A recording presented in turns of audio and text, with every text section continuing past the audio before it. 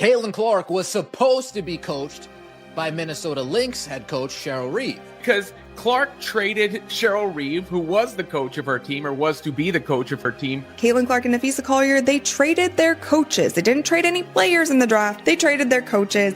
But I cannot believe she traded the Napheesa Collier and Caitlin Clark shocked fans by swapping coaches instead of players during the All-Star draft. No athletes were traded, just the coaching staff. It's wild to even picture, but Clark actually traded her own coach. After becoming the most surprising pick in the 2025 WNBA All-Star selection, Caitlin left the league stunned. She didn't just draft live on national TV, she exchanged Cheryl Reeve, her assigned coach. That bold decision caught Reeve completely off guard. The WNBA All-Star draft was fun between Caitlin Clark and Napheesa Collier, the team captains, picking the players, picking the roster. Caitlin Clark and Napheesa Collier stirred up serious drama while drafting their all-star teams. What started out lighthearted quickly turned into a high-stakes league moment. In real time, Clark flipped the WNBA script. Cheryl Reeve never saw it coming. That playful vibe disappeared fast as the selection turned into silent revenge. Clark made the night's wildest move, and it wasn't a player. It wasn't a pick. It was her coach, and she handed her away in front of everyone. Caitlin Clark was supposed to be coached by Minnesota Lynx head coach Cheryl Reeve. First, Caitlin Clark was paired with Cheryl Reeve, the respected Minnesota Lynx coach who also led Team USA, the same team that famously left Clark out. On Live TV, Clark said, "I don't know if this breaks the rules. I'm not into this. We're trading coaches."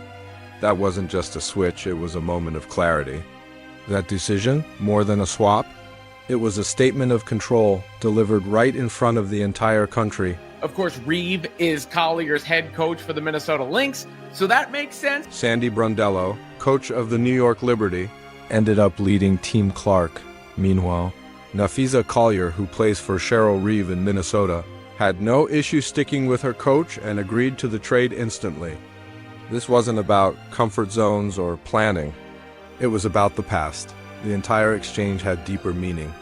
History was the driver here, not chemistry. That one coaching trade said more than any player pick could have. The drama is going to come from Reeve having previously been critical on social media about the amount of attention Clark received relative to the rest of the league. Caitlin Clark and Cheryl Reeve share a tense history. Reeve has often been accused of minimizing Clark's rise, dismissing it as media overhype. After deleting certain tweets, a book by Christine Brennan pointed fingers, suggesting Reeve may have influenced Clark's Olympic snub. Though Reeve denied any involvement, most fans didn't buy it. That tension has never really faded, and the All-Star trade only made the spotlight on their strained relationship brighter than ever. Clark traded Cheryl Reeve, who was the coach of her team, or was to be the coach of her team, to Collier for Sandy Brondello, the coach of the New York Lynx. This was the moment Caitlin Clark seized total control, not just of the draft, but of her narrative, all while cameras rolled. She didn't fake niceties. She made it clear she wouldn't sit beside someone who'd never truly had her back. She said no, calmly, confidently, and without breaking a sweat. The best part?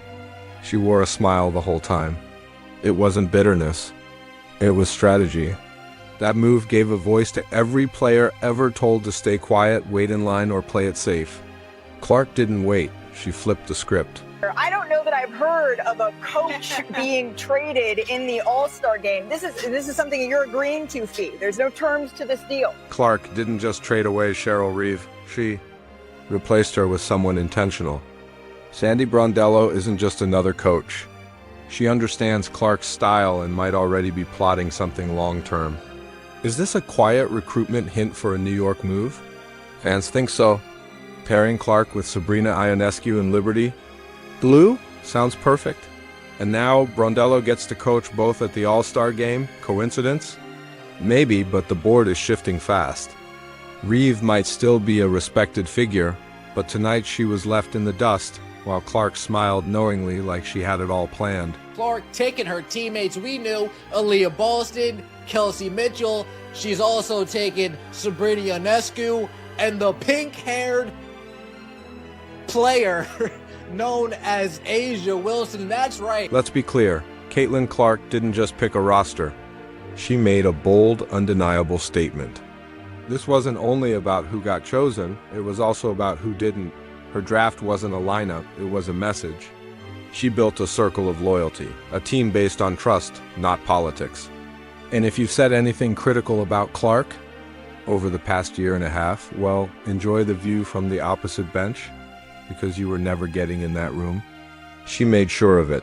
She made sure she picked no ops, as people like to call them.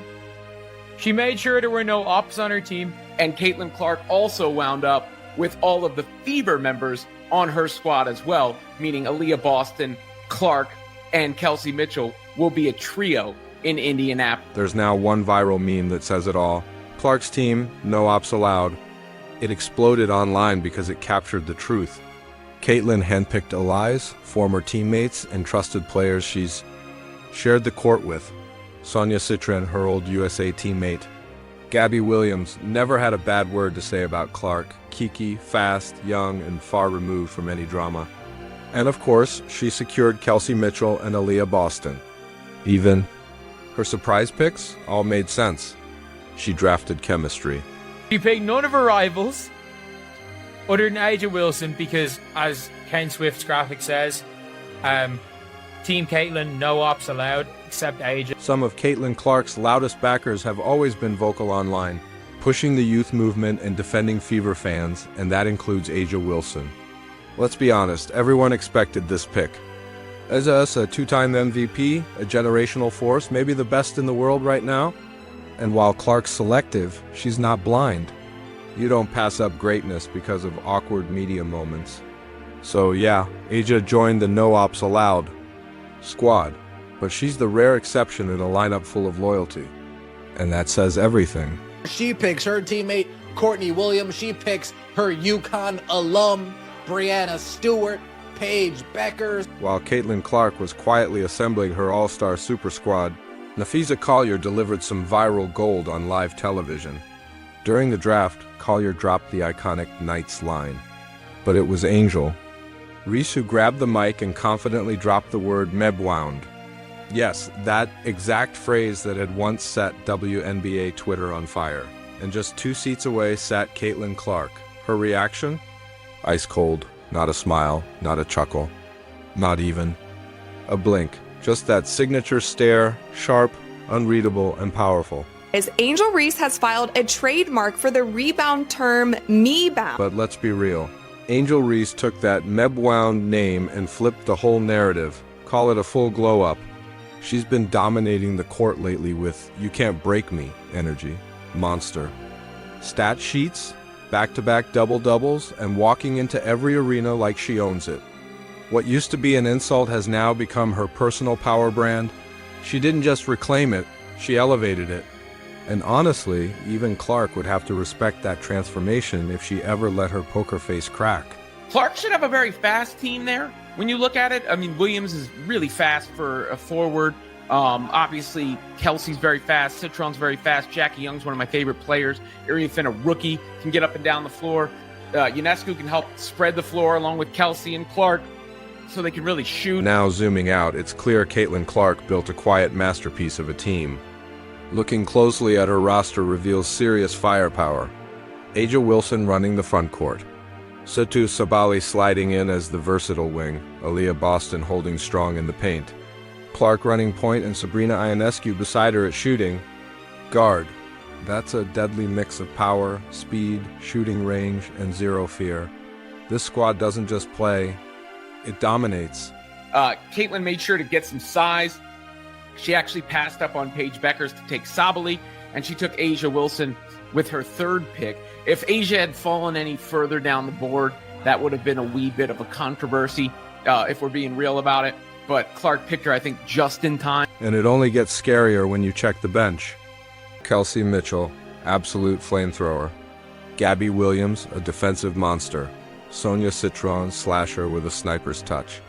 Kiki Ariafen, explosive, young, and dynamic. Jackie Young, WNBA All-Star. Plus the ever-steady Kayla. Thornton, the glue. This roster can go big push tempo, or stretch the floor. Shooting threats everywhere. Mitchell, Sabrina, Clark, size and boards from Boston and Asia. Speed and disruption from Gabby and Kiki. It's beautiful chaos by design.